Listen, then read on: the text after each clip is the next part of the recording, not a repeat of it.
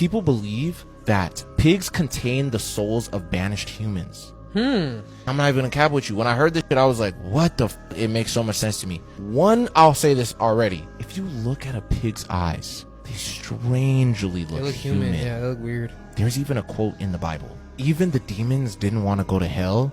They begged Jesus to put them into the bodies of pigs. Really? Yes. There's just so many other things of, apparently, bro, pigs can't not even look up at the sky.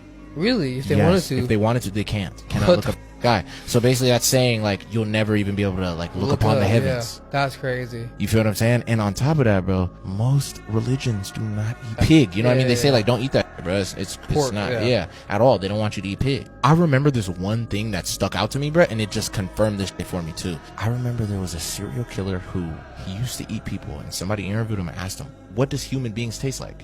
And this damn near said it tastes like pig. Yeah, I remember, and there's a bunch of other people that have said that were cannibals. Yeah, what's his face said that? The guy, that was turning people into burgers. And yes, he said it too. He said it tasted like pork. You're talking about Joe Metheny. Yeah, Joe Metheny, yeah. Yes, bro, that's insane. He said it tastes like pork. That's crazy. All these people said the same thing, like human beings taste like pork. So I done heard enough. Y'all, I can't confirm that man that he just showed, the Asian man with the glasses, he did what he just talked about and he got out of jail. He's like free somewhere in Asia. Yeah, he did say they taste. I'm just gonna move on. I'm surprised more people aren't talking about this, but the Vatican is reportedly preparing for an upsurge of supernatural events. Wrap it up.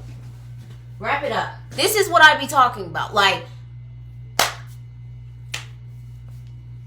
do y'all get that we in the fourth dimension now?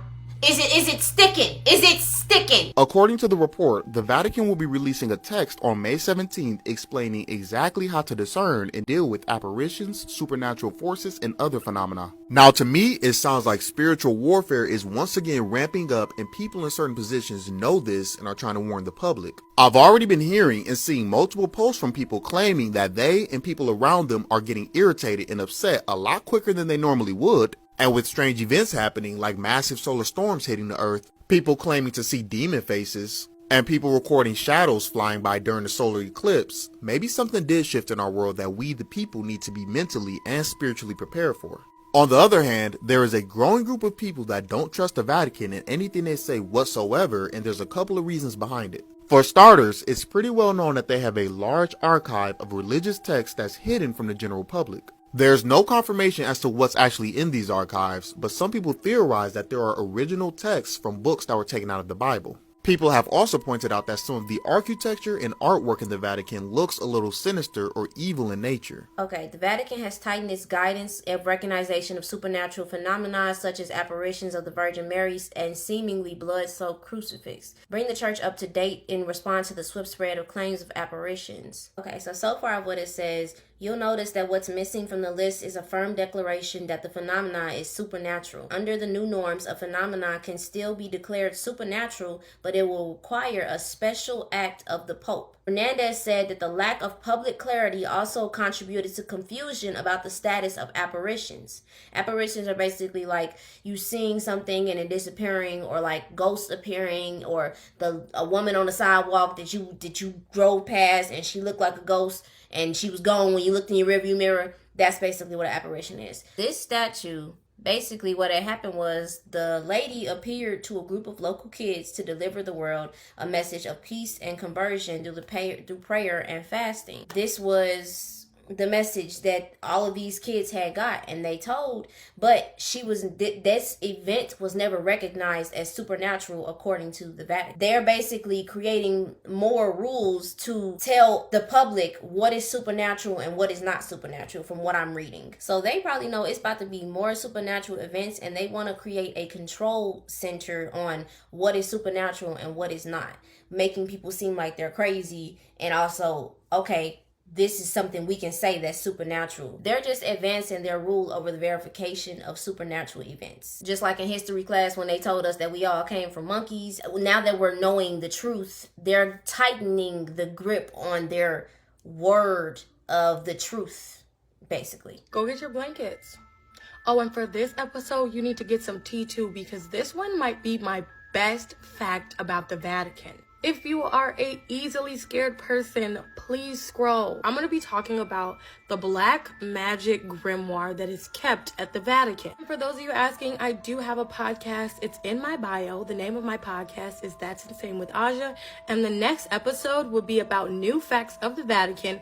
And it will be coming out next Thursday. You got your blanket? You got your tea? Let's get into it. So in the last episode, I revealed to you that the Vatican does in fact have a book that is referred to as the Black Magic Grimoire, but the real name of this book is the Gospel of Satan, or the Grand Grimoire. It also has other names like the Red Dragon, as if the Gospel of Satan is not scary enough. So the man that is said to have written this book, his name was Honorius of Thebes. Again, you guys, I butcher names, leave me alone. He also wrote another book. It was called the Sworn Book of Honorius, but do you know why he said he wrote this book? Or its original name, which is the Grimoire of Pope Honorius. The man who actually wrote this was a freaking pope, and it was supposed to only be used by priests. And it first appeared in 1629, which is 400 years after the supposed author, the Pope, wrote it, which means they had it and they didn't release it until the 16th century. Yeah, so apparently this Pope said he was possessed and he spoke with Satan, and that's how he had the instructions in this book. And this book is said to contain some dark things. So again, if you are a easily scared person, please scroll, because we're about to get into the deep of it. So this book is said to allow a person to summon Lucifer. Yeah, and it also has the instruments required for this ritual, and it says that it's a blessing rod. And it also has instructions on how to make a deal with the devil. But you guys, that isn't even the worst thing. They literally go into detail. They say, amongst other things, the person conducting the ritual would require a stone called a malatial with 2 blessed candles, both of which will be used to form a triangle of pax, so that he/she may be protected from the spirits that have been summoning. And this was called the true method of making pact, or the genuine Sacrum Regnum. Lord, don't let nothing happen to me. I was not summoning nothing, because yeah, so don't do my followers, we don't claim that. God, that was some spooky stuff. It is said that it is the most potent grimoire to exist, and it was discovered in the tomb of Solomon. Yeah. This is crazy. And for those of you who don't understand what black magic is, it's associated with inflicting harm, and it's also with providing forms of benefits for protection.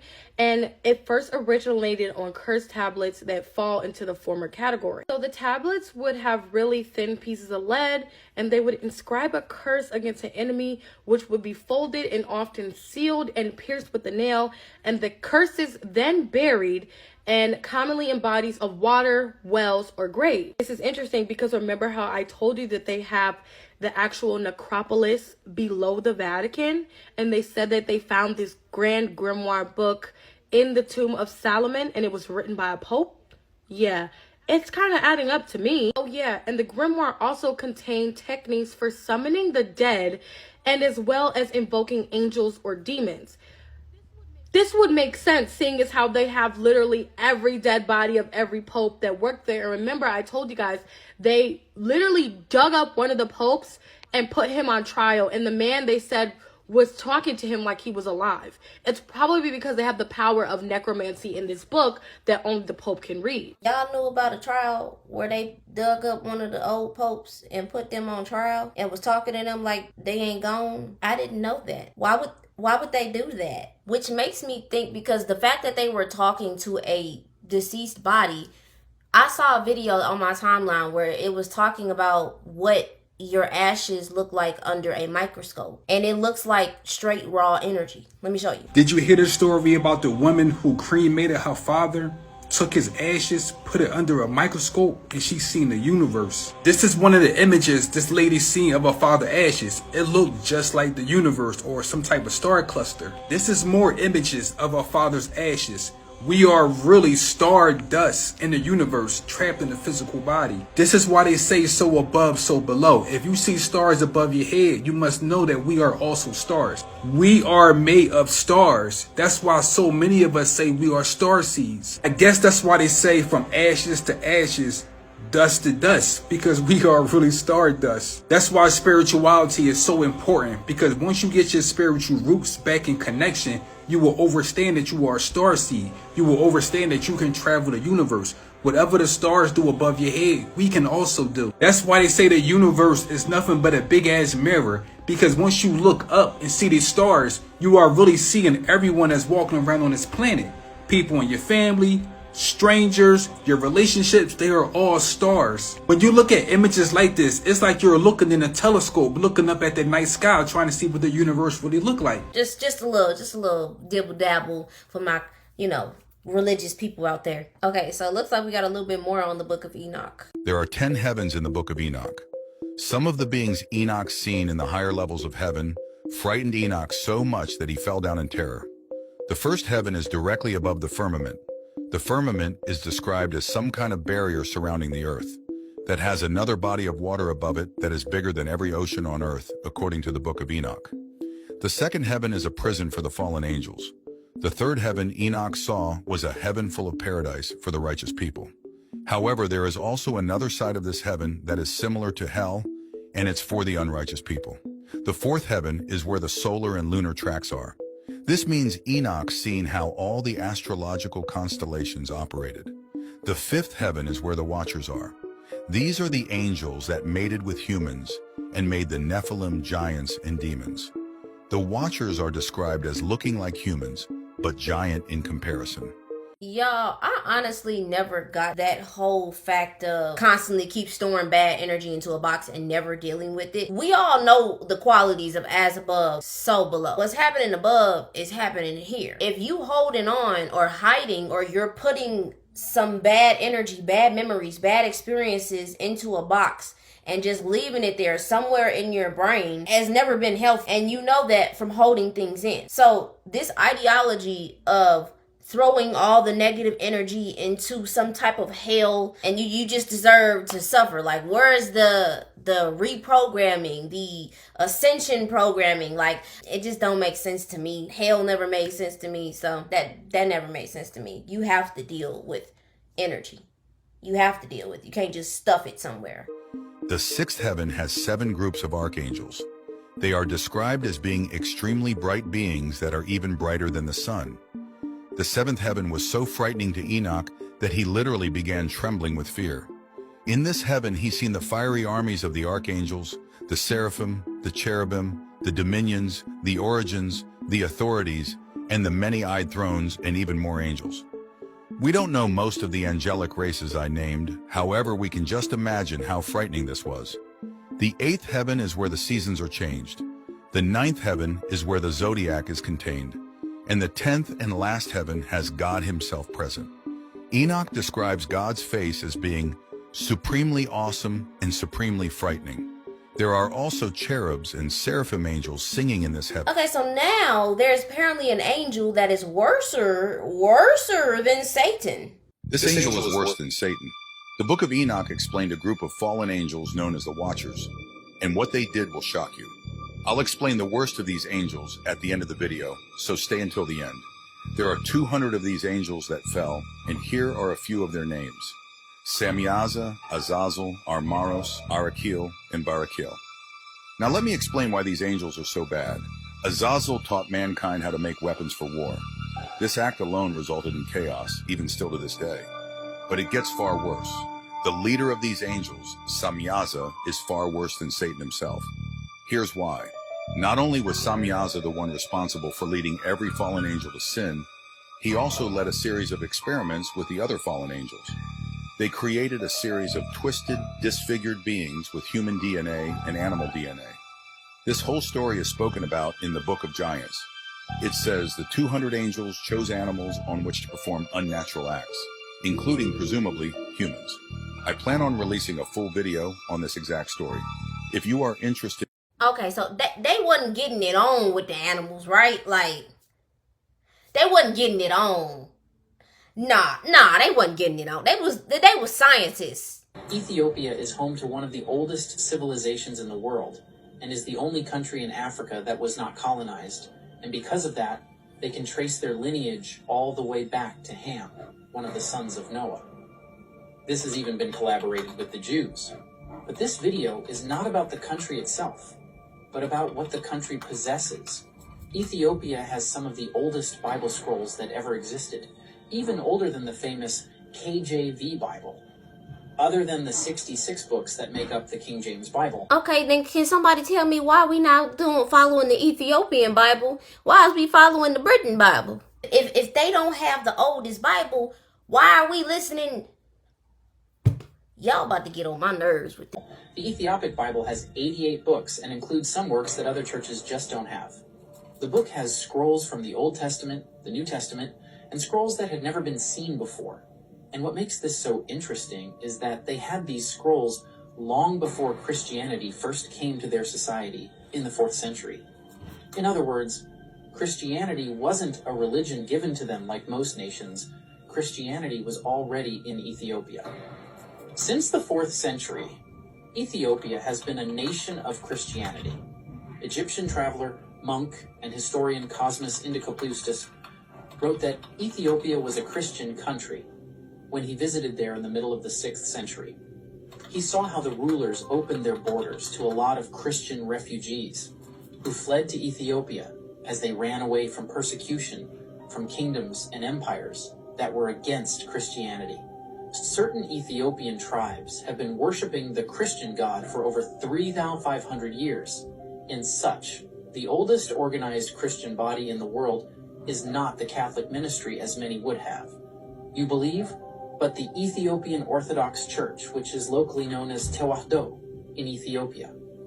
The country also has one of the earliest illustrated Christian books ever found, which is a part of the Gospels written in Ge'ez, an old Ethiopian language, and was found in 2010 in a monastery on top of a mountain in Ethiopia.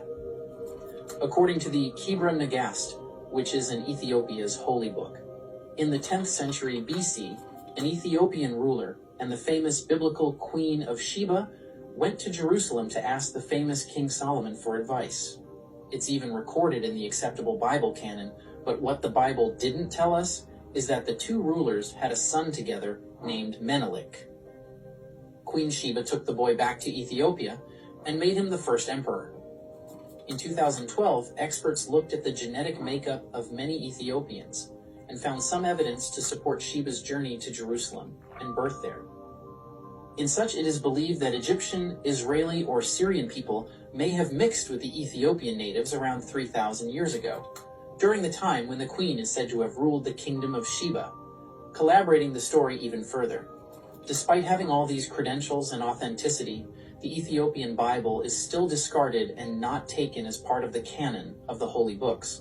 Well, y'all just got to see why in the first video, because they literally just changed the regulations on what they deem is supernatural and what is not. So after that, I want to wrap it up. You know, I feel like the last conversation just really made the burrito for this video. I hope y'all have a good rest of y'all day. Continue to educate yourself and enjoy life.